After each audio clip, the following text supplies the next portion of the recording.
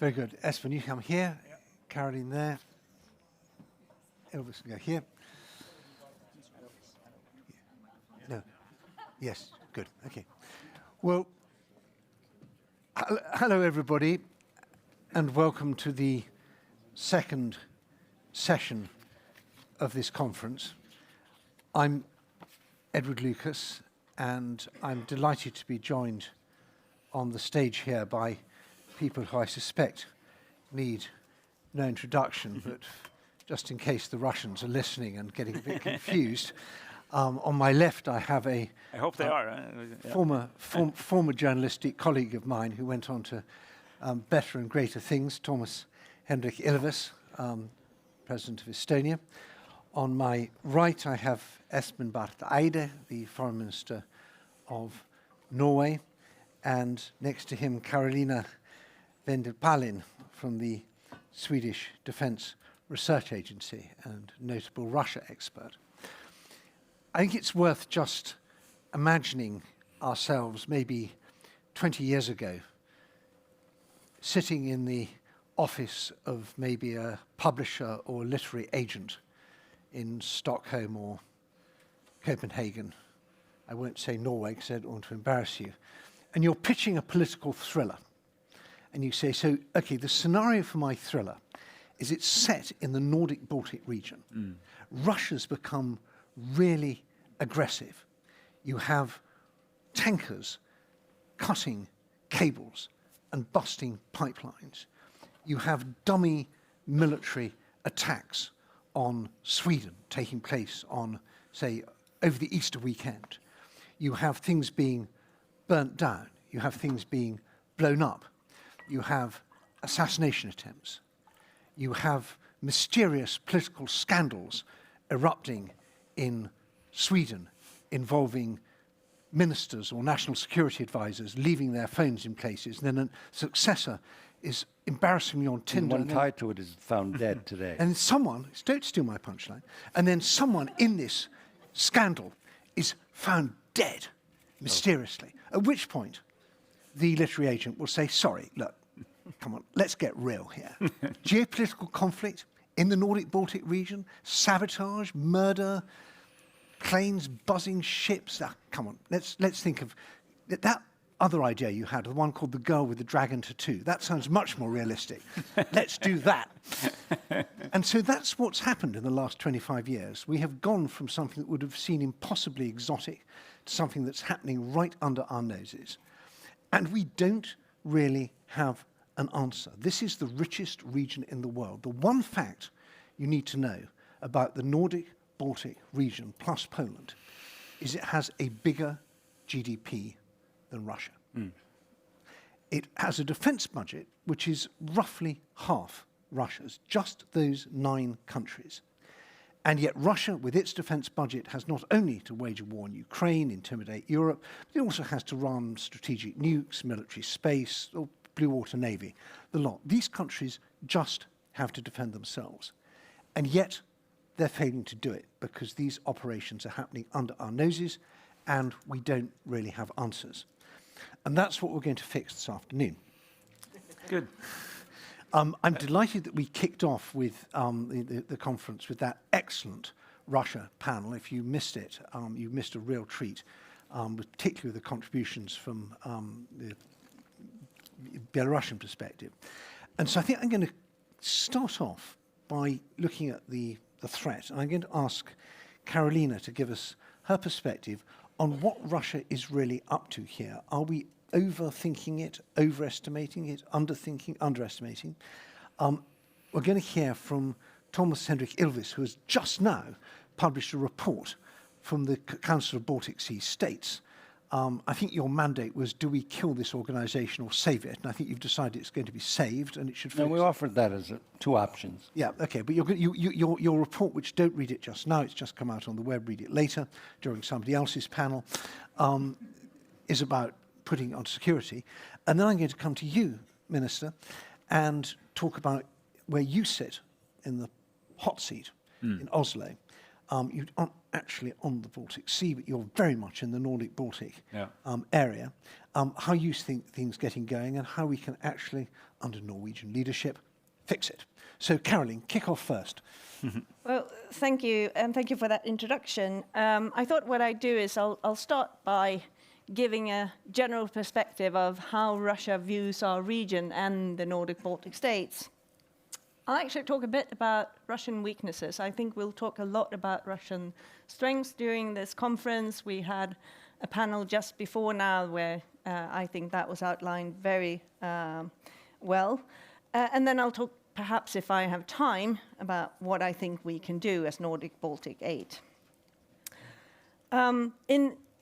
In the description of this panel, there's a quote, and it's about how we forge our future. But Russia is very much doing this in its past. It's a country that's obsessed with its history right now. And it's a country that I would say has a serious imperial hangover. If you have the time, do read the joint statement between China and Russia issued on the 8th of May, where they talk about great powers having a special responsibility, the imperial burden that they have to carry. And closely tied to this is the fact that Russia doesn't really see our countries as sovereign states, only great powers as sovereign states. So they think they can allow themselves quite a lot in our countries, because they see it as a battle of influence between great powers that take place in our countries. We're like little ants on Russia's imperial periphery. And this also means that Russia will always underestimate us. Russia is our main threat. It will be our main problem for a considerable period. But it's also the case that Russia wants us to be intimidated.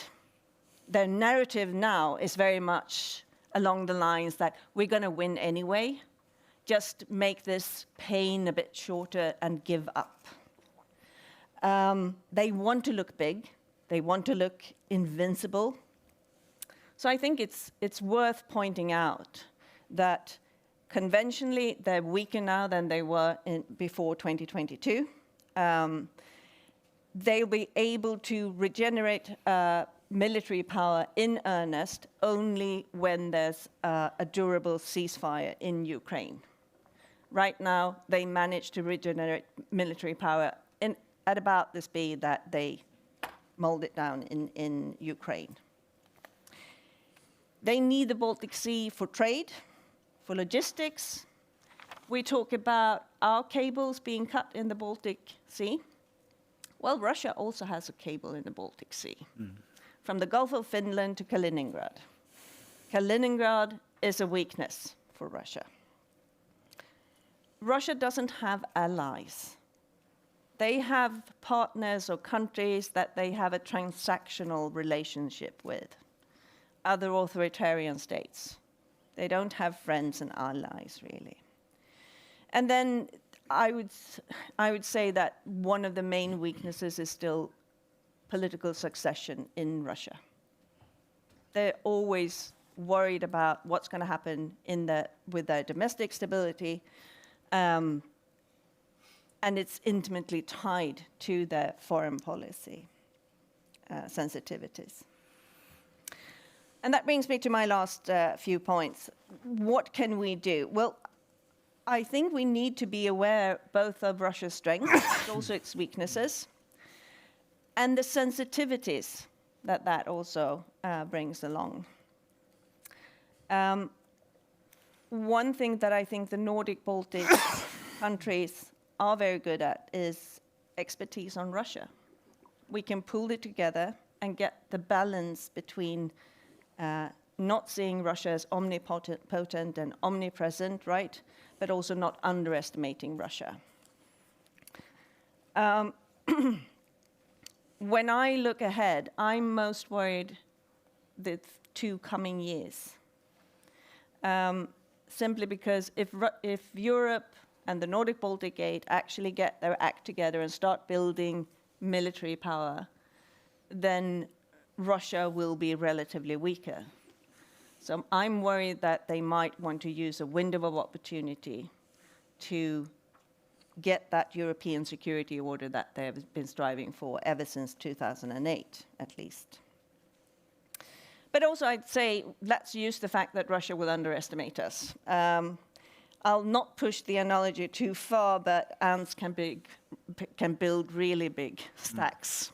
The biggest one we have in Sweden is 2.79 meters high and 12 meters in circumference. So ants can do something.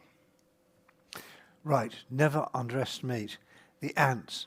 Now, it won't have escaped your notice that the programme advertises 4 panellists, and I'm very sorry that Sławomir Sierakowski is not able to be with us today, because that was going to be one of our big points of discussion. Are we really talking just about the Nordic-Baltic 8, which in a way is kind of 7 because Iceland is not quite the same as the others, or are we talking about the NB9, including Poland? And Poland changes everything, mostly in a good way. And I speak as a kind of honorary Pole who studied in Poland, but as someone from a foreign ministry not totally far away from here once said, the problem, when you have the Poles in the room, the discussion is always basically about Poland. So Poland is too big to be small and too small to be big, and it's not obvious how Poland fits into the Nordic-Baltic 8 arrangements, although it's probably vital that it does. So we will get into that perhaps in the discussion. But I want to now turn to Toomas, to President Ilves.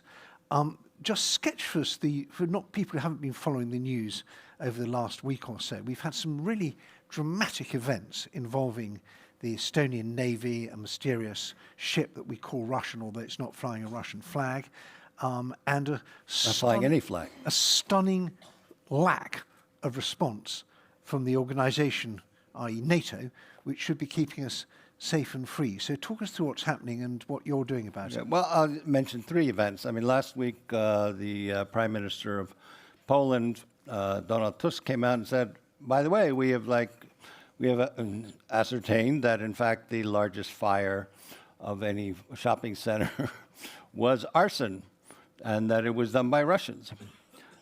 This week, we had a unflagged tanker in the Estonian Economic Zone, and which we sent our Coast Guard out. But I mean, the size of the tanker versus the size of our Coast Guard ship, they just said, screw you, and they kept going. But in order to sort of enhance that, a Sukhoi came and flew over us, or over this scene that was developing. So they, instead of stopping, which was they were told to do, because they were flagless, also a shadow fleet tanker, so we know it was shadow fleet, but not even a flag. We don't know whether it had any insurance. Just said screw you and kept going with this overflight. So it was the militarization that we have not seen yet. And then, the news today, which Edward mentioned, I mean, the Swedish National Security Advisor who resigned 2 days ago, I mean, one person somehow tied to this, was found dead, murdered. I mean, these are all things that immediately start crying out hybrid, gray zone warfare. Now, the problem that we have faced is that whenever we have had things like this, and I would mark that 2007, when this country was shut down by massive DDoS attacks or distributed denial of service attacks, we were told, well, this doesn't come under Article 4, or let alone Article 5, and that these are national problems. Now, I mean, when you're getting overflown by a Sukhoi and there's a tanker that isn't moving, it's hard to say that that is strictly a national problem. Yet, at the same time, that is what we get from NATO, or have up until now. And this is actually the focus of the report that Gabrielius Landsbergis, former foreign minister, and I authored and presented today or this morning to the CBSS, and we'll be talking about that tomorrow. So our problem is, how do we deal with security if it falls between the cracks or between two chairs? That we're not big enough, as you said. I mean, these are small countries in the NB8. They're not big enough to really respond forcefully to these kinds of events. On the other hand, the organization that has been created to offer collective security says, no, that's not in the North Atlantic Treaty, which was signed in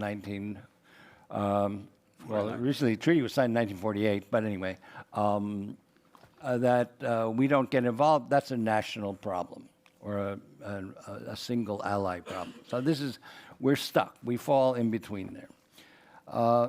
And that's what we are, that is the threat we face here. Minna Olander, I don't know if she's here, but she just, after we had written our report, actually did a map of where the hybrid attacks have occurred on the continent of Europe.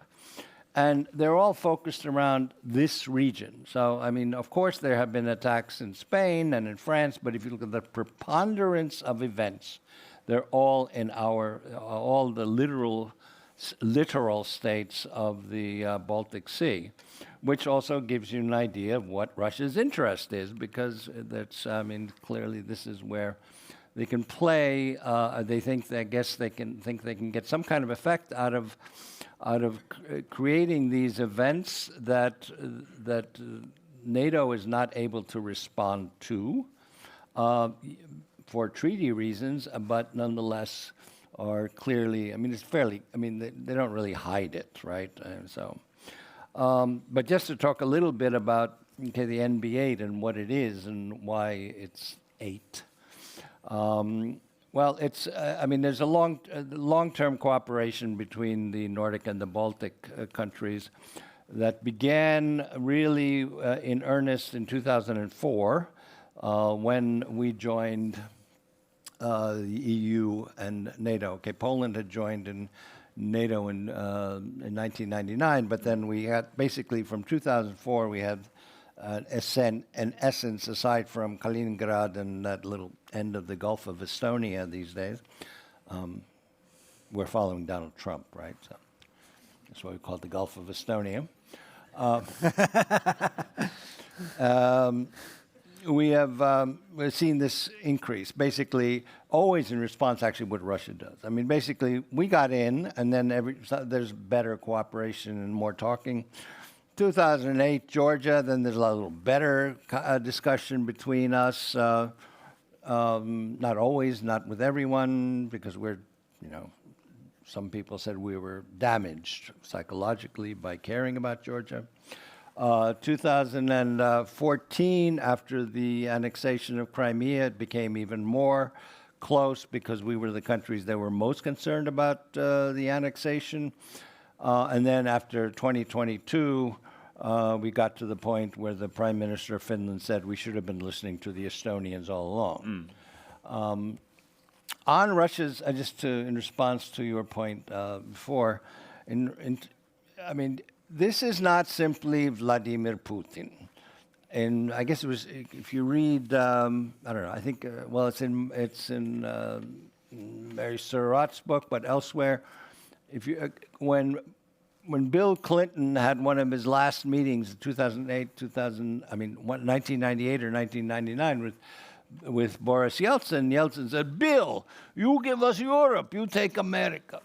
So Bill laughed it off, but I mean, the idea is there all the time that we are a great power, and as in the 99 years after the Congress of Vienna, they are the gendarme of Europe in their own view of things, and I guess the rest of us don't think so.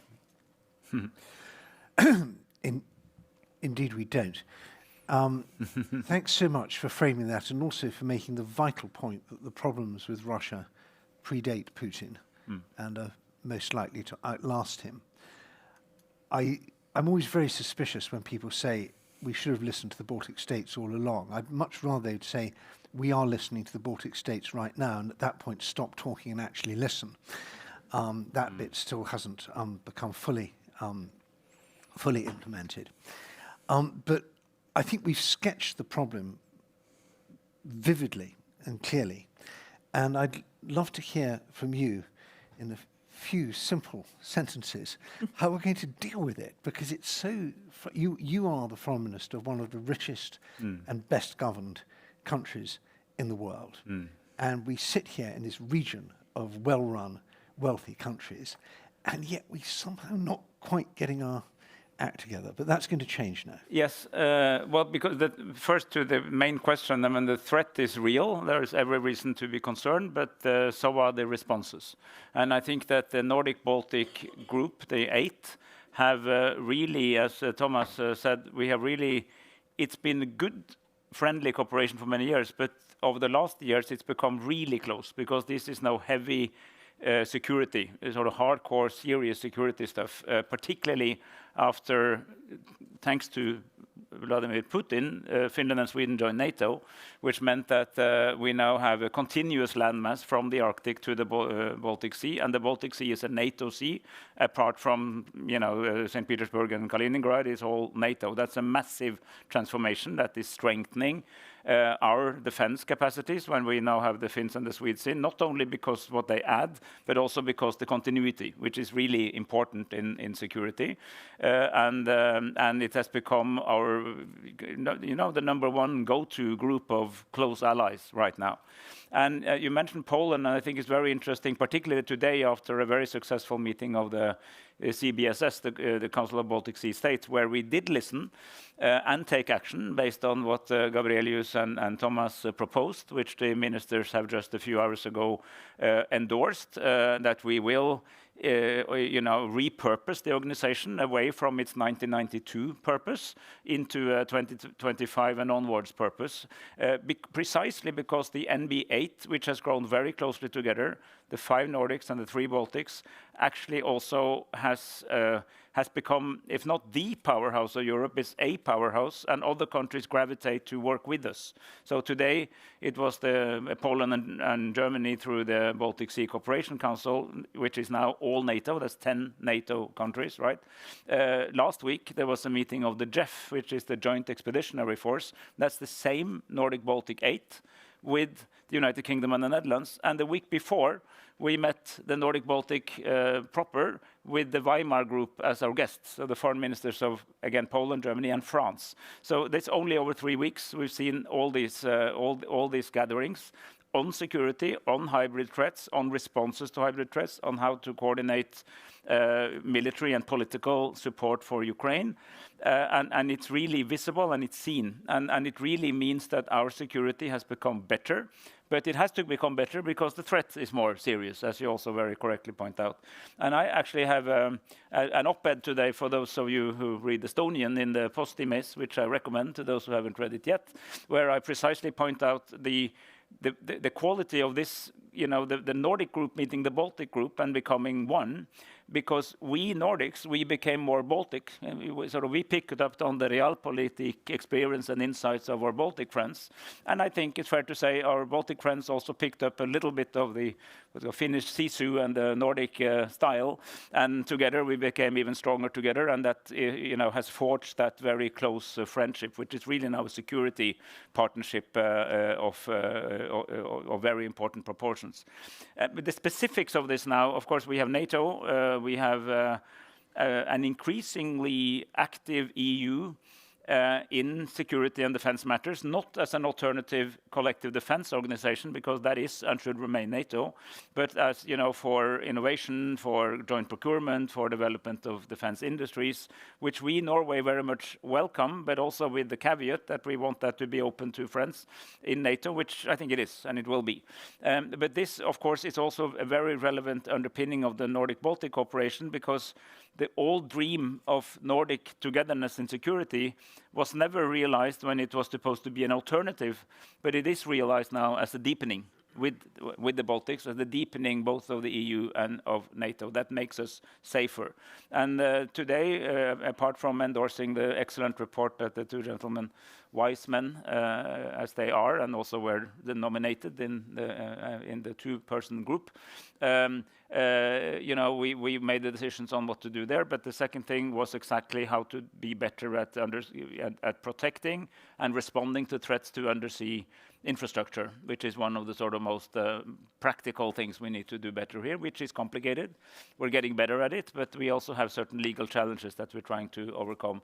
And that's relevant because, as Toomas says, this might happen in many parts of the world, but we are so connected. We're modern societies. I mean, I think like Estonians and Norwegians would agree that I don't know what our money looks like, physical money looks like, because I haven't used them for years. Everything is electronic. But that, of course, requires that the cables work and that the internet works and that we are connected. And we have 9,000 kilometers of gas pipelines, including going this way. We have enormous and growing amount of electrical interconnectors. That means that we are creating vulnerabilities that has to be protected in the security space, and this is something that is particularly strong and important in our region. So we need to take a global lead and a lead in the West on these themes. That's very encouraging, and I think you're absolutely right to highlight this intensification of cooperation. We've never been short of formats, really, and we also have, there's the Northern Group, and there's the those with very long memories in the room may even remember the days of EPINE and DPINE, the Enhanced Partnership for Northern Europe, which was a US-led thing. But I still feel that we need, if this was really working, Russia would already be deterred. And whatever we're doing, it clearly isn't enough, because Russia's still doing this stuff.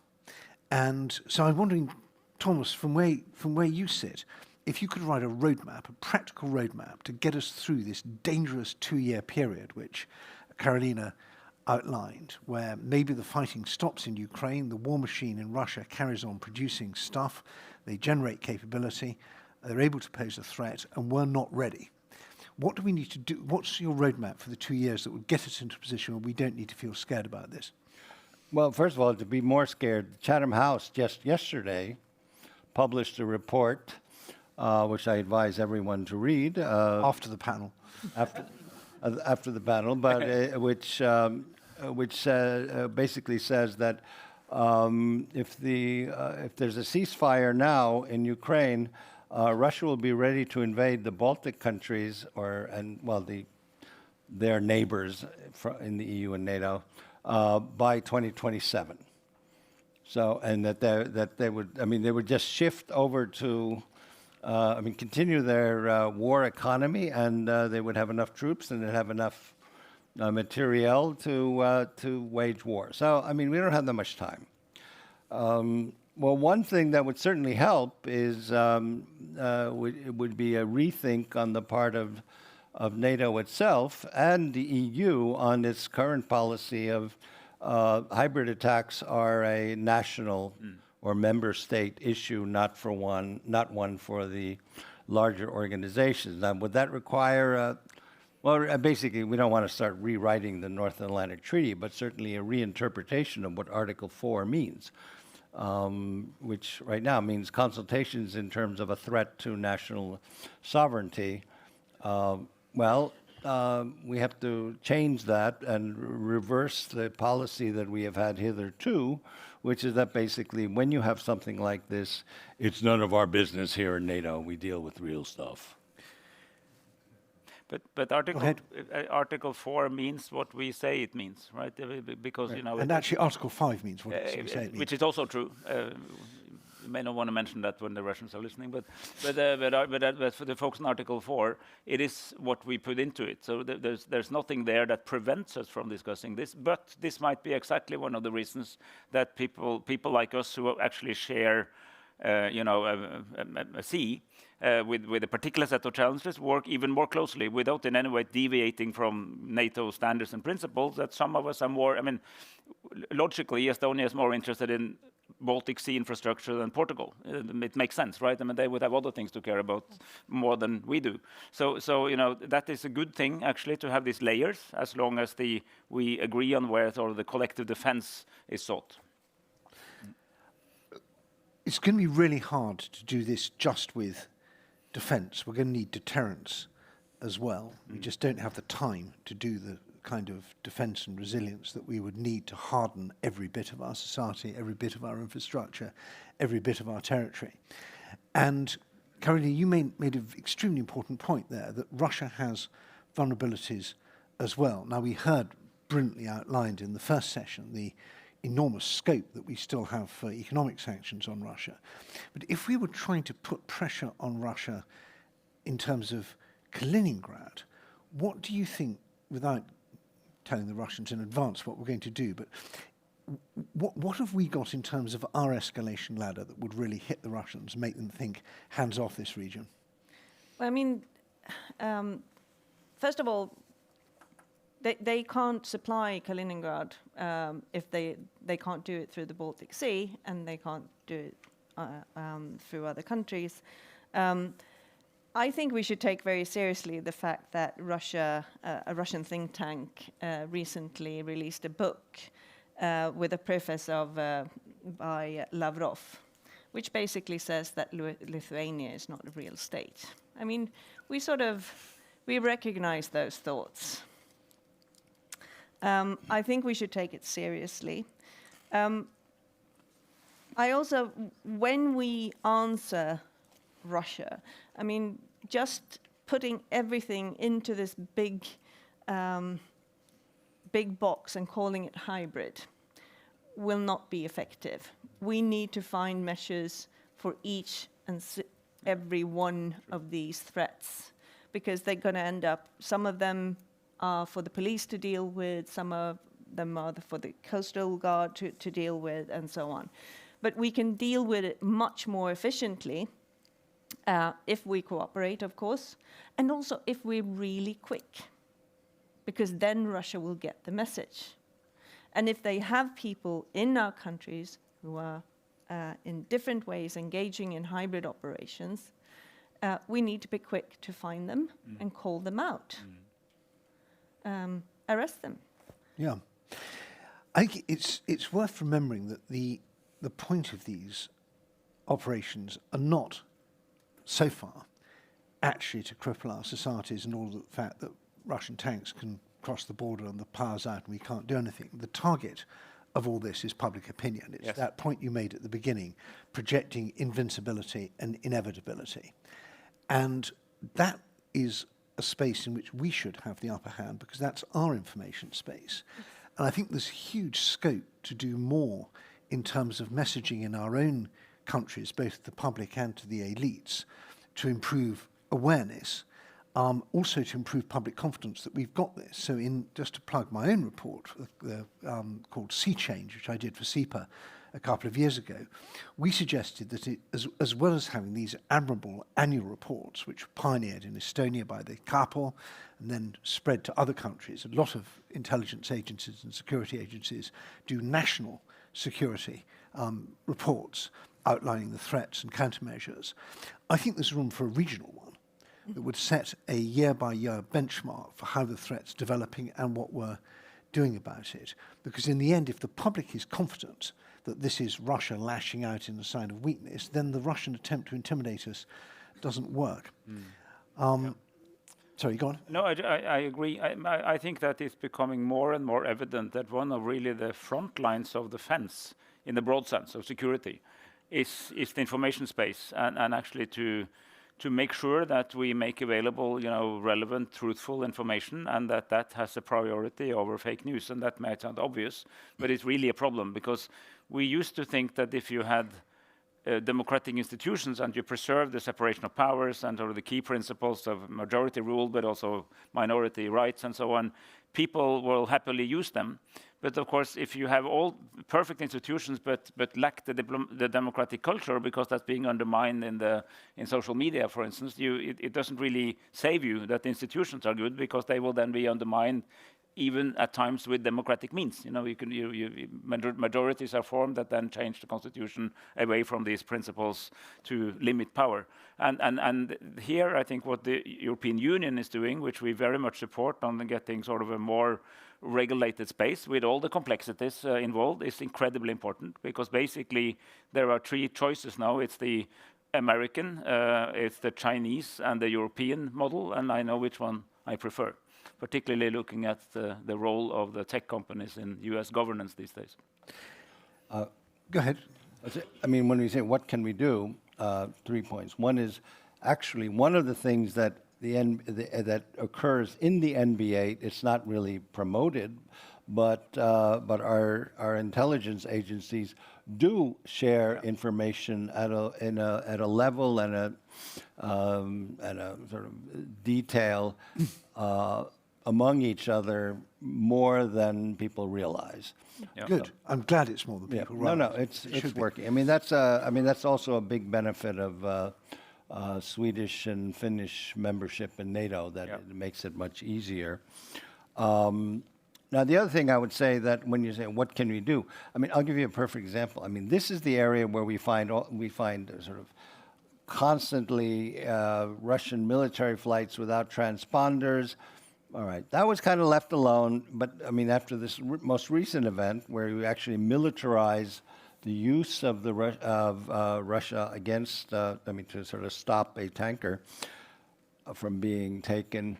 I think one immediate upgrade should be that air policing is upgraded to air defense. I mean, this is something, a policy of NATO, which again, we don't want to really give those Balts air defense. We have air policing, which what that means is that there's no engagement. If something happens, well, then that's too bad. Otherwise, we provide an escort service to the planes that are doing these various things. And I guess the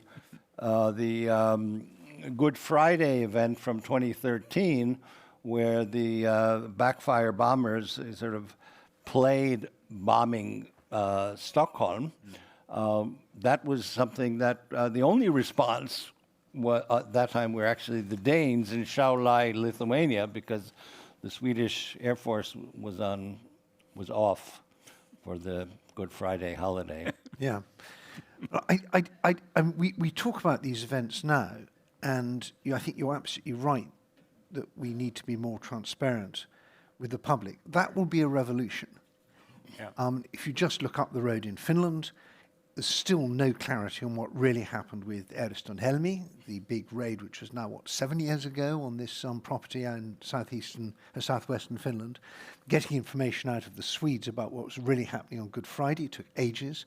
I remember a certain reticence in Norway, if my memory serves me right, about what the Russians are up to with the operation they did that interfered with your oil fields.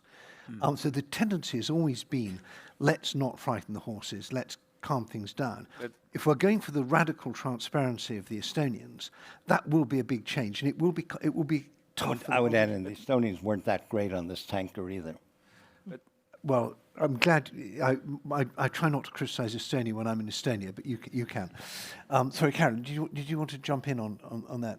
Well, I mean, also, when we deal with Russia, typically what Russia will continue to do is every reinforcement that they make in our region, they're going to paint it as an answer to something that we're doing. And instead of getting scared of that and starting to think that maybe we're escalating, I mean, if Russia gets annoyed with something we're doing, we're probably doing something right. Yes. So just getting the messaging right, I think, is important. And then just to get the perspective right also when it comes to the time frame of a Russian threat. When we look at Russia, we see a considerable lock-in when it comes to their economy. They're going to have to keep on pouring money into their defense sector. The minute they stop doing that, they're going to have an economic crisis and therefore a political crisis. It doesn't matter who is sitting in the Kremlin. They will, I think, fear that. There's also a lock-in crisis when it comes to repression in Russia. You can introduce repressive measures. The minute you start to lift them, you have a political risk at your hands. So there's one more I would just add in there quickly, which is as soon as you stop the war, you will have hundreds of thousands of veterans relaunched into Russian society without the massive salaries. And we already see enough events of some of the people who come back and what happens to your society when you have these people who are unintegrated. Yes. Absolutely. And it's also a country that is dependent on having a foreign threat. Yes. The minute they no longer have a foreign threat to point to, people are going to ask questions about healthcare, education, and so on. So there's a lock-in effect, and we need to be aware of that. That veterans point, I mean, just look at the history of Europe in the 20s and 30s and how destabilizing the veterans of the First World War were in countries including this one. On intelligence and sharing and attribution, it's absolutely true. We know much more than we used to know. We share, particularly in this group that we talk about, because there are things we share with our close friends, but we don't share with everybody for obvious reasons. And we know more than we say, but we also say more than we used to say. And sometimes there's reason we don't go public because it could be the reason we know, for instance, that we want to protect. But you could also communicate to the perpetrator by other means, by action or signals. And this is this is complicated, but it's very high on the agenda. Something we think a lot about because it is important that people know that there is good cooperation around what's going on. And then it also forced me to say that there are certain things that have been interpreted as intentional, which wasn't. So not everything bad that's happening is because of an intentional, and I think it's very good also to say that, because you have the intentional, you have the non-intentional. I think also to maintain sort of a consistent honesty on this is important. And there have been accidents that were initially interpreted as hostile intent, which then proved not to be that. We have both, right? So I think the clarity on this is very helpful, and particularly in the times where we are probably going to see more rather than less of all this. Yes, we used to call this, in the days of Blackberries, we used to call it the KGB's stolen my Blackberry, meaning I can't find it.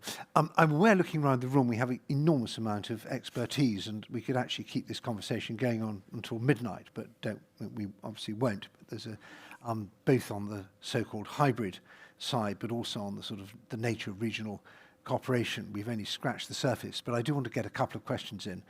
And I already see two enormous experts with their hands up. And I have a question as well, which is, where's Britain in this? You mentioned the Jeff. Yeah. I feel that Britain's leadership is conspicuous by its absence, and maybe the Britain-shaped gap is going to be filled by Poland, but that will be I'd like your thoughts on that, Espen. But Gabriels Landsbergis, and then another, not quite foreign minister, but of similar stature. But Gabriels, go first. Wait. Yeah. Okay. Well, thank you so much, Ed. Great panel and very interesting conversation. I wanted to pick up on one thing that you said about Kaliningrad, and I had a chance to sit through one of a story like this when in 2022 European Union imposed sanctions on Russia, first of many packages, and in that package there was a ban on transit for any goods going from Russia to Europe. And Lithuania, being a good ally of European Union, announced to Russia that no more trains will be allowed to pass through Lithuanian territory in order to reach Kaliningrad. So you can imagine what happened. Like 15 minutes later, we got first nuclear threat. That was announced. From the Russians or the Americans? From the Russians. Yeah, from Russians. The Allies came later. And I mean, the whole story was that then we managed to hold on for a couple of months, and then EU changed the rules. So we've allowed Russians to transit. And it paints a story that basically Russia holds an enormous leverage. First of all, psychological on every single ally that there is, and also on our biggest ally on the other side of the Atlantic. That's nuclear threat, and which they are not afraid to use on basically any occasion. And I think that this has been at the core, or probably that my hypothesis, at the core of all our de-escalation tactics that we've used, helping Ukraine, helping us, acknowledging the hybrid threats and so on. So how do you deal with fear? How do we stop being afraid of Russia's escalation? Thanks very much. And James Sher, can we have the microphone? Just stand up, James, so he has a microphone coming. Thank you. Without any rehearsal, you ended on the word I was going to begin with, which is fear. 3 years ago, almost exactly this month, as Carolina knows, many of us know in this room, Dmitry Trinin, wrote an article entitled Fear in Geopolitics in the context of the war in Ukraine. And he said, fear works. Add to that something else that I think even decision makers and experts, as clear-headed as the participants in this panel are, tend to underestimate, and that is the fact that with every single one of these outrages, we are being tested. And if our response to an outrage is to call another meeting, conclusions are drawn. Now, in your view, I mean, with all the progress we've made, we've been talking about hybrid actions in Lennart Meri conferences now for a good 3 years. Yeah. Much of the discussion is unfortunately repetitive. Yes. Now, do you see signs that we are getting past that and addressing the peacetime legal culture is an important aspect of this? I'm glad the Norwegian Foreign Minister mentioned it.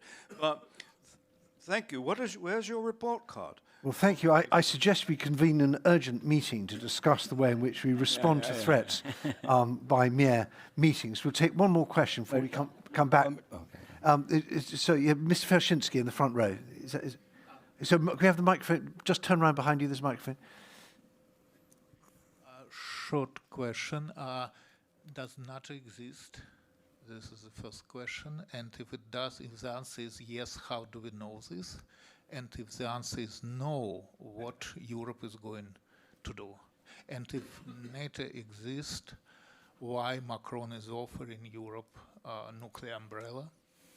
Since if That's NATO four exists, questions. right? That's the one short one. Yeah, but I think we can link it together. This in the way. I mean, the fundamental point here is that Russia has escalation dominance.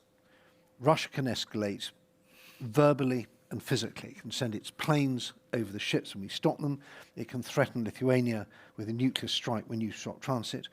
And we don't really have an answer except phone the Americans. And now the Americans aren't here anymore.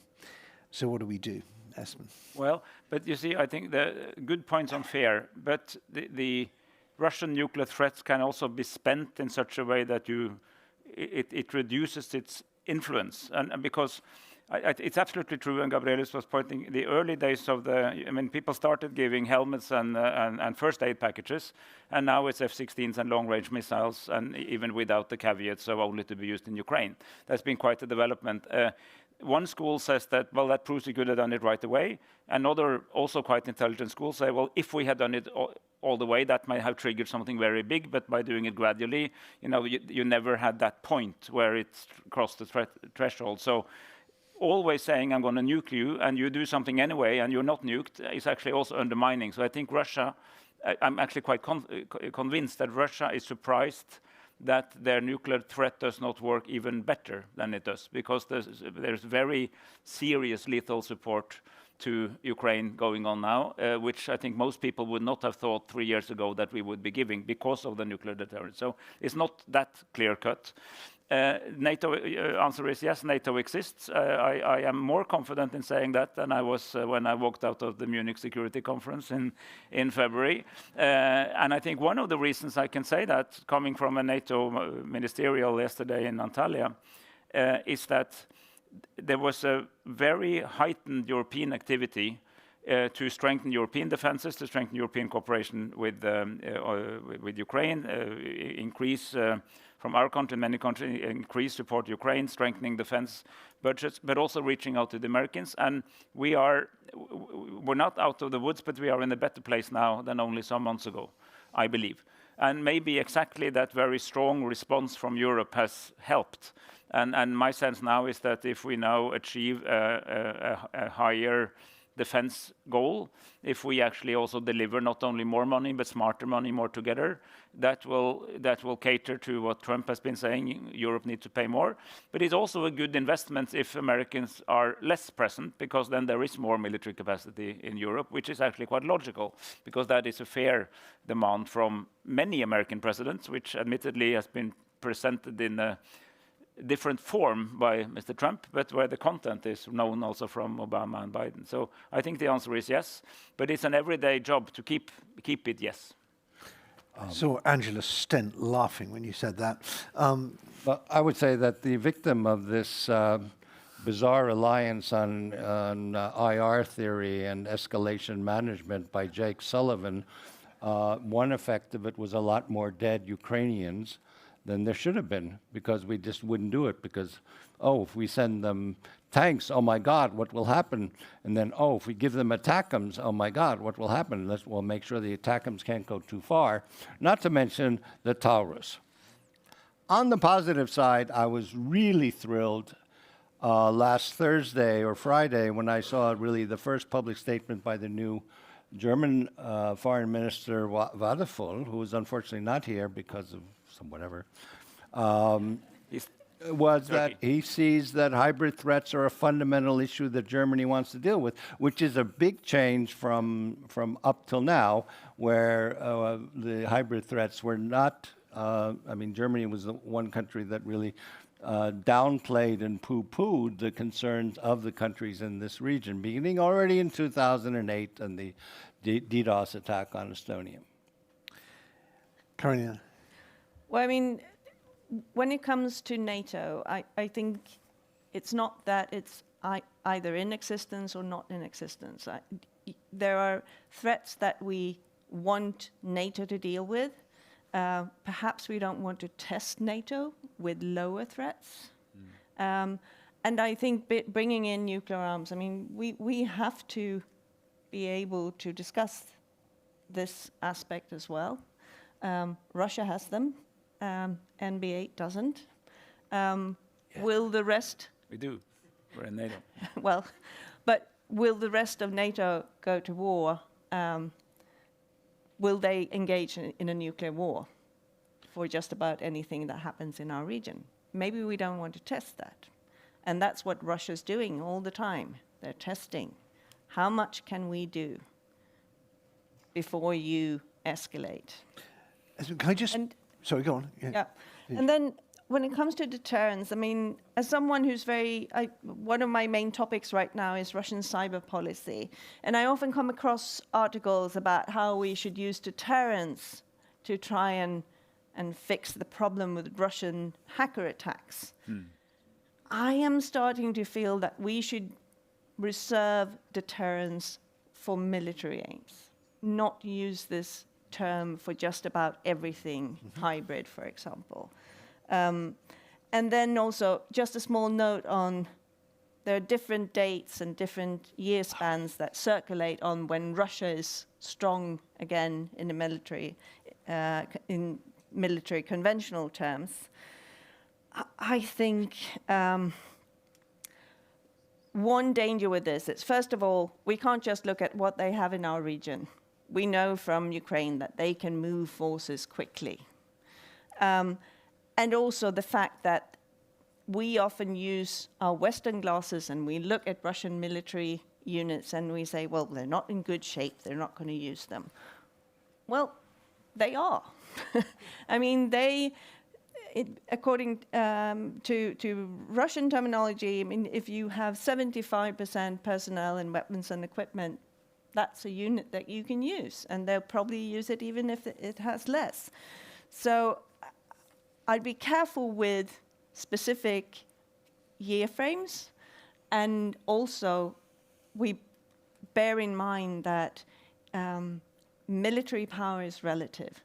So it also depends on what we do. Sure. If we just put a date out there, I mean, let's have more of agency. Yes, I mean, it would be much better to be a little bit too pessimistic than a little bit too optimistic. Absolutely. And then one thing that you often hear is that, what if we pour money into our defense sector and then there's no war? And my answer is always, well, then it worked. My daughter will not have to go to war. Okay, to Toomas first, then back to Espen. Okay, I mean, we do have this 30-day sort of NATO operation here in the Baltic Sea. Well, I mean, in addition to, say, upgrading air policing to air defense as one thing that we could be doing for the air, why don't, I mean, in terms of deterrence, why don't we have naval policing on a permanent basis in the Baltic Sea until we get to the point where Russia is no longer acting this way? But certainly, I mean, The naval presence, I don't know what its effect has been, but certainly there was no effect of a naval presence this past 3 days. But that's one thing that we should be dealing with. And finally, the other thing... Very briefly. Yeah, very briefly. Basically, it's not just cyber. As we see, ongoing this week with the Romanian elections, it's not cyber, it is the massive amount of informational manipulation that's going on in social media. Money. And I just want to make, as well as the point you want to make, I'm going to ask you to make another point, which is where's Britain and Jeff? Yeah, Jeff is, I think Britain is now having, in a couple of days, I think there's sort of a summit with the EU, which is not to undo Brexit, but which is sort of to build stronger ties again. And Norway appreciates that European outlook of the Starmer government, because it also opens doors for other non-EU members, so it's a good thing. And remember, they are increasingly now with us in the high north, because the Royal Navy is refocusing on its role in a more geopolitical role. And we are now talking about the Baltic, but in the Arctic, and we are also seeing a return of some of the security logics, which is really serious, because the largest concentration of nuclear weapons anywhere on the planet, it's just outside my door in Kirkenes. It's very close to Norway in the Kola Peninsula. Basically submarines that are able to hide under the ice and will be the second strike capability of Russia. And the shortest flying route to North America is over the Arctic, or over Greenland, and will start close to us. So that operation is also important, and the UK is increasingly involved in that, together with Norway and the US Navy. So that's one answer. And then they are very active together with France in leading this coalition of the willing on Ukraine. So I actually think we see a much more active and relevant UK now than only a couple of years ago. Good. And was there another point you wanted to make? I forced that one. The other one was simply that power is relative. Russia has a very strong power to endure hardship, and that's correct. But of course, the war is also very costly for Russia, even in lives. I mean, they lose 3 times as many people, we think, as the Ukraine. We had, whole garrisons of a lot of soldiers in the close to Norway. They're empty, basically. There's hardly anyone left. I mean, the planes and submarines are there. Planes, by the way, are bombing Ukraine as well. But they are not that afraid of us, I think, because there's hardly any army presence at all in the Kola. Why? Because they need them in the war. So, I mean, there are also these consequences, right, that should not be overlooked. So, I mean, yes, we should take Russia extremely seriously, but we should not portray them as absolutely omnipotent and able to do everything, because the war is costly for Russia. GDP the size of Italy. I'm not going to attempt to summarize the whole discussion. I suspect this is not the last session we will have on this subject. In the future, if we're still here next year, we'll be discussing it again. But I think that my big takeaways are that the information space is absolutely crucial. Yeah. The perception, Russia's greatest asset is what Caroline said, that perception of inevitability and invincibility. And that's something that we do to ourselves, believing this.